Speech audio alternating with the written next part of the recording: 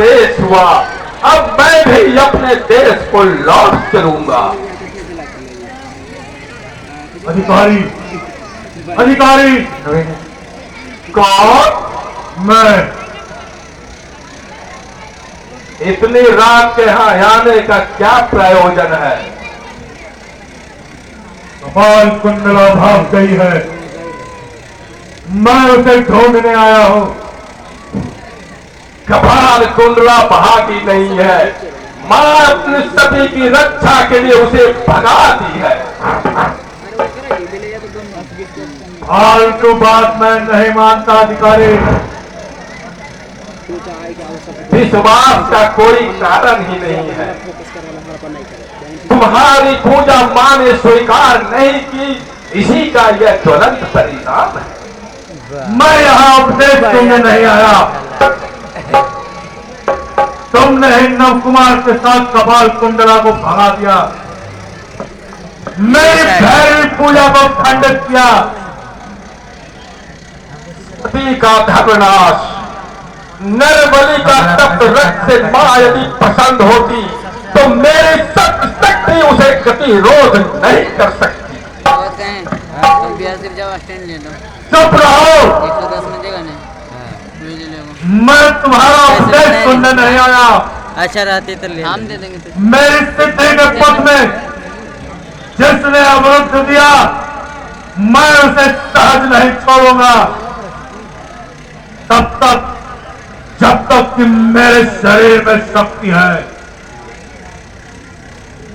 तुम में शक्ति है यह मैं जानता हूं, किंतु तुम्हारी शक्ति विधि विधाता के लिखे लेख से लेख नहीं सकते।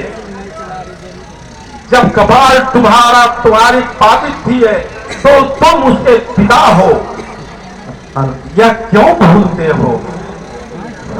बाल्यकाल में नारी की रक्षा पिता करते हैं, युवा अवस्था में उसके पति और वृद्ध अवस्था में उसके पुत्र।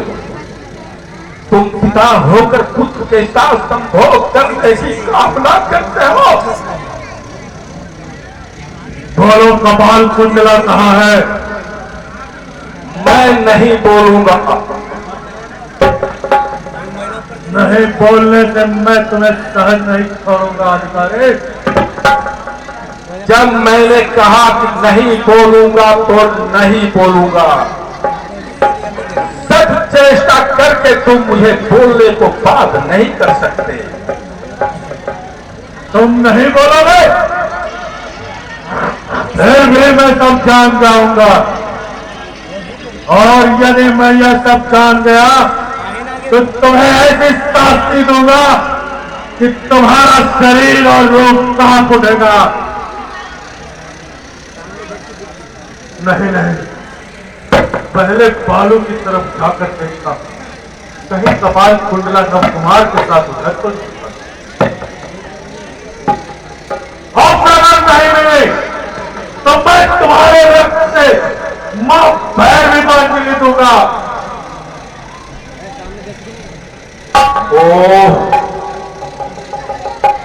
कपाल कुंडला को पकड़ने के लिए कपाली चल दिया। यदि यह हिंसक कपाली उसे देख लिया तो वह उसे पकड़ लेगा।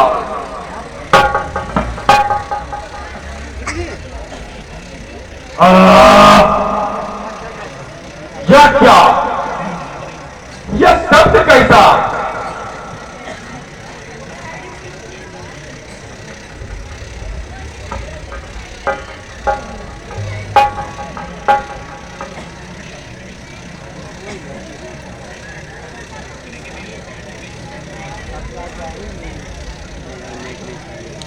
कपाली गिर गया है, लेकिन पानी के सूप से गिरकर मनुष्य को मर जाता है। चलो एक बार उसे देख लो। नहीं नहीं, वो पापासन नहीं मरेगा, इतनी आसान मृत्यु उसकी नहीं होगी।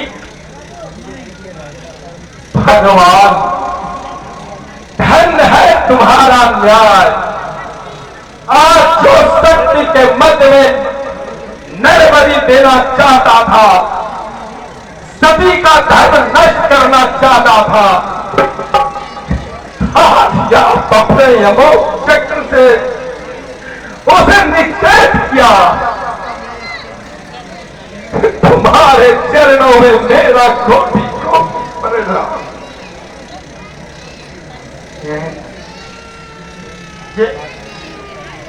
जैसी करनी वैसी भरनी।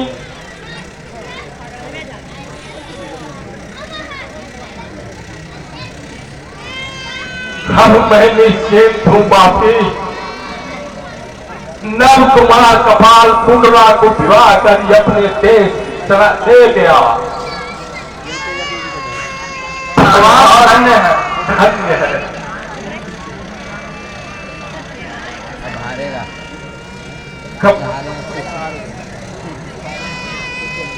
कपालिक के चंगुल से कपाल कुंडला आजाद हो गई और मैं जीवन भर अंधा बनकर यहीं पड़ा रहूंगा। नहीं बापी, तुम चिर दिनों तक अंधे नहीं रहोगे। तुम यहां से भागकर जा न सको, इसलिए कपालिक ने अपने मंत्र शक्ति से तुम्हारे नेत्र छीन ली। इस जीवन में तो मैं नहीं देख सकूंगा।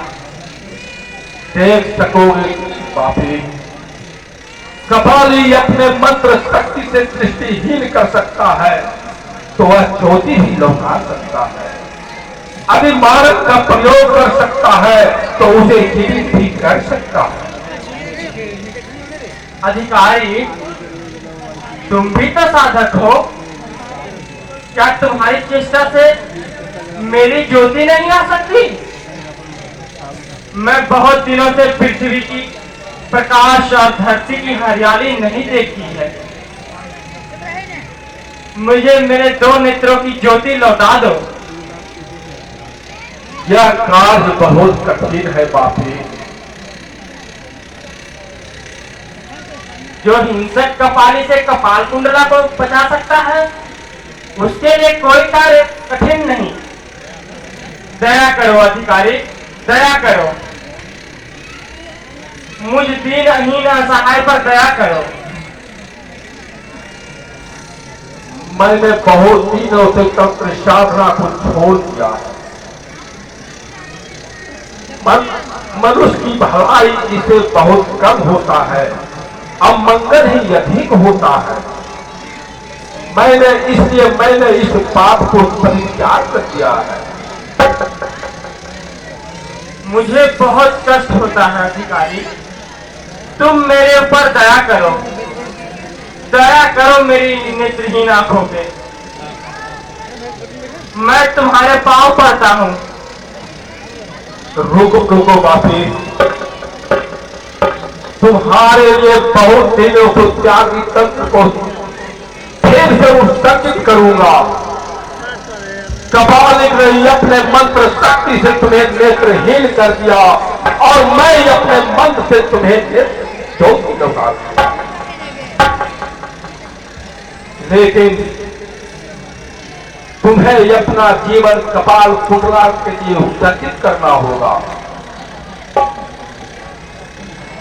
वो लोग तो बहुत दूर चले गए होंगे, भला मैं उनका संधान किस प्रकार पाऊंगा? कपाली की अपनी तंत्र साधना से सब अवगत हो जाएगा और कपाल कुंडला को पकड़ने के लिए मेदिनीपुर चला जाएगा। तुम सारे की तरह उसके पीछे रहना, अपनी जान देकर भी कपाल कुंडला करना। तुम्हारे आदेश का पालन करने का प्रयास करूंगा। चलो मां का मंदिर देखता हूं, मां महिषा तुम पर कितना प्रसन्न होती है या नहीं। हाँ चलो।